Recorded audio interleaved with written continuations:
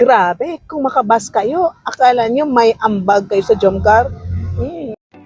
Hello, it's me, Darlene Vlog.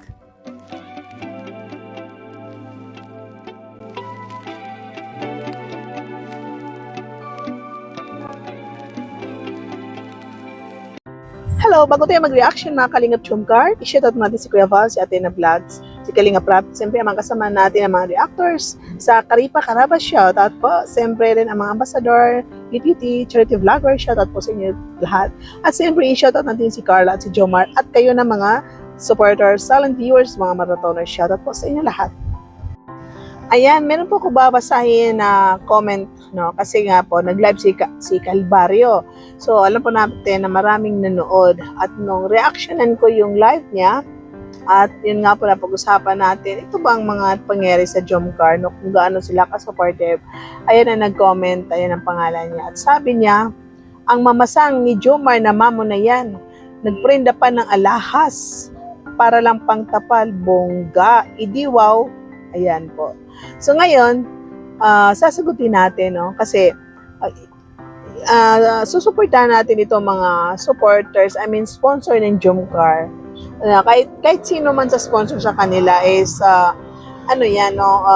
Siyempre, ipaglalaban natin. Kahit sino sa inyo, basta tama naman kayo is, ipaglalaban ko kayo. Ngayon, ikaw, Judy, ang matanong ko sa'yo, ikaw may ambag ka ba sa Kalingap? Hindi ka naman nagmamaraton, di ba? Kasi itong mga sponsor, ang iba ang ambag nila pag mamaraton. Bumibili sila ng load 50, 100 para magmaraton. Ikaw, isang view lang ang naibigay mo. Nanood ka para kukuha ng issue para mangbas.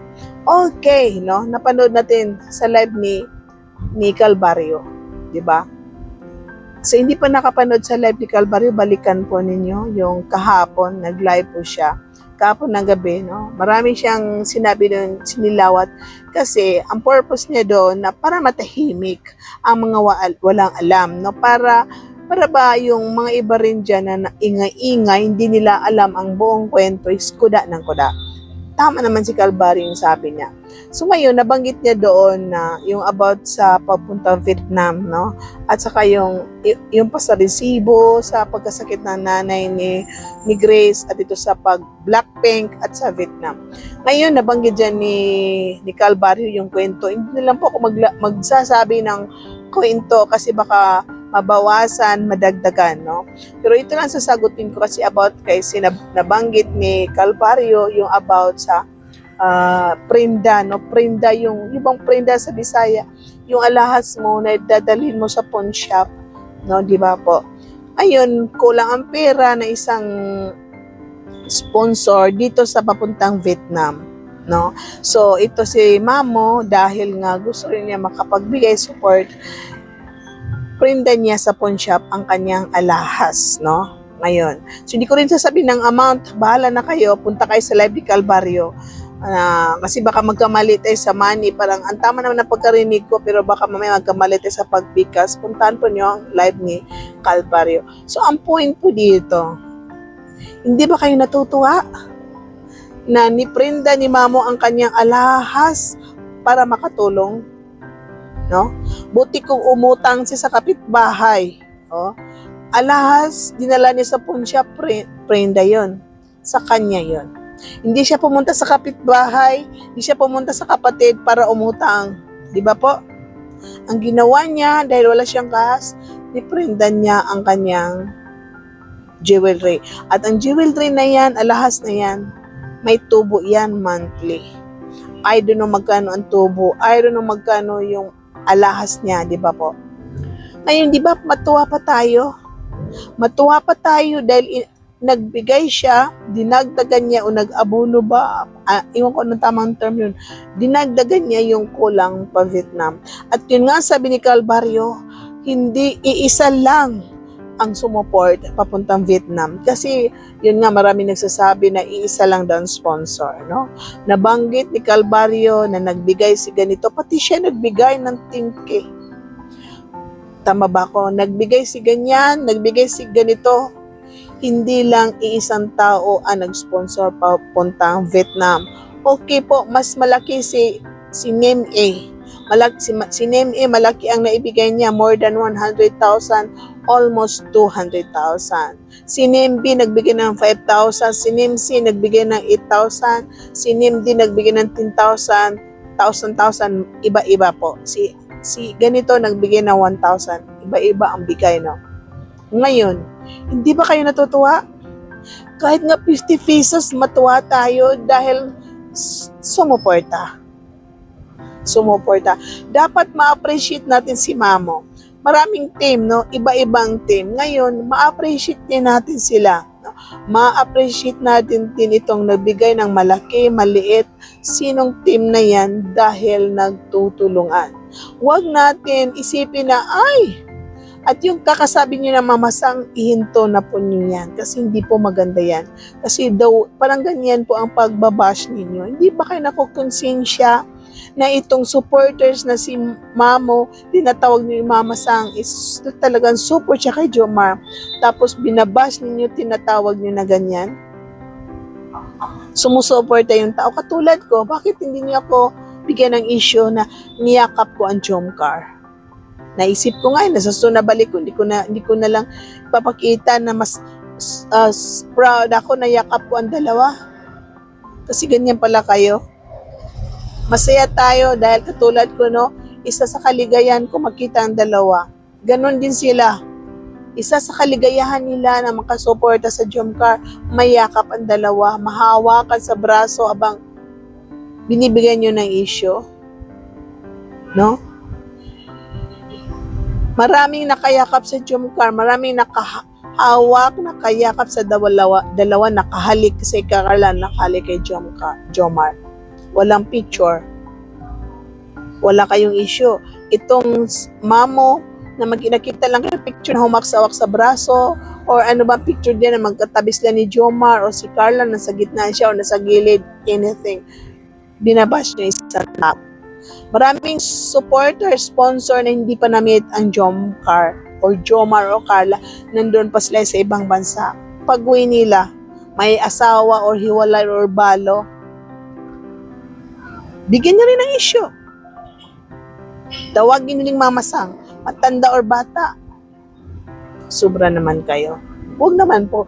At dapat matuwa tayo sa supporters na ito nagbigay para makumpleto ang pa-travel ng Jomcar.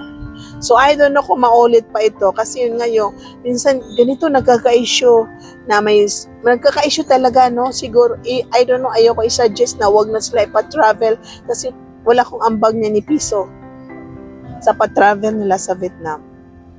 Ni Piso wala kong ambag. Masaya ako. Kaya nga, kahit wala kong ambag, gusto kong sagutin kayo ng mga basher, wag naman po ganun. Matuwa pa tayo dahil nagtulungan sila. Ano kaya? Sabi ko na wag na sila ipa-travel kasi gagastos naman kayo. Isangla ninyo yung alahas ninyo na dapat maswa sila, binibigyan nyo na issue. Para hindi na magkautang-utang. Ano ba yan? No? I don't know kung maulit pa ba ito. So, I think maulit pa kasi mayroon pang ibang bansa pupuntahan, no? May Hong Kong, Korea, ano pa ba dyan, no? Hindi natin alam. Pero kasi, may mga supporters talaga na ganyan ang programa nila sa Jomcar. Ang Jomcar, pag-aralan ni Carla, ang pabahay lang. Ang iba, sponsor nila ito, travel. Pero dapat matuwa tayo. Matuwa tayo din, nakakatulong sila sa Jomcar. Tama na po, no? Huwag niyo bigyan ng issue yung nagprinda ng alas. Dapat po matuwa tayo, mag-grateful tayo na maraming tumutulong, no? Maraming tumutulong. So, thank you so much sa lahat na team. Hindi ko na kayo maisa-isa dahil marami kayo, magkamali naman tayo, no? Sa lahat na team na sumusuporta sa Jomcar, really appreciated. Wala po ako ambag, pero natutuwa po ako sa pagkakaisa natin sa bagay na yun. At sana next time na travel, wala nang mga ganyan, no? Para wala na siguro na mga ganyan na inutang, ganun, no? Dapat ma-sure natin yung amount na lang siguro para wala ng issue, no? Wala ng issue na dinagdagan ni ganyan kasi umalis ganyan, yung na-compromise kasi nag-promise ganyan na mag-aambag pero hindi tumuloy, kaya maghahanap ng papalit na kasi kinulang ang pera, maghahanap ng sponsor para madagdagan. Siguro, i-sure na lang siguro natin na makumpleto ang pa-travel ng Jomcar para ba kasi ito mga basher, iwan ko, ang sasarap talaga panghilaan ng buhok isa-isa. So, sana po magmahalan po tayo. So, sa lahat ng team na nagmamahal sa Jomcar, magkaisa po tayo. Sana may isa-isa pa ako nababasa ng mga comments. Sana wag na po. Magkaisa na po tayo para sa Jomcar. Kung may naririnig naman tayo, kausapin na lang natin inbox. Kung na-block man kayo, you can contact me. Pwede ako makagawa ng GC para sa inyong dalawa. Or you can contact anyone na trust kayo para ma-solve ang problema. Para yung tanungin mo ano nangyari, kung may gusto kang malaman, huwag na lang po sa comment section. Diyan po makikita ang ating pagkakaisa kasi yun nga po, nakakaya talaga sa iba, no? Nakakaya sa mga iba dyan na katuloy natuto ang mga basher na may nababasa po sila. So sana po malinaw ang aking sinabi dito. Magkaisa po tayo, stop bashing po. Dahil sila po, yung mga sponsor na yan is nagsusumikap para tumulong sa Jomcar. Na kayo wala mga ambag, kahit view, di nyo pinapanood ang full video minsan dahil ang hinahanap lang ninyo doon yung gusto nyong magawa ng issue dahil basura kayo. Bye guys, and see you in my next reaction video. God bless and keep smiling everyone. Shoutout sa lahat.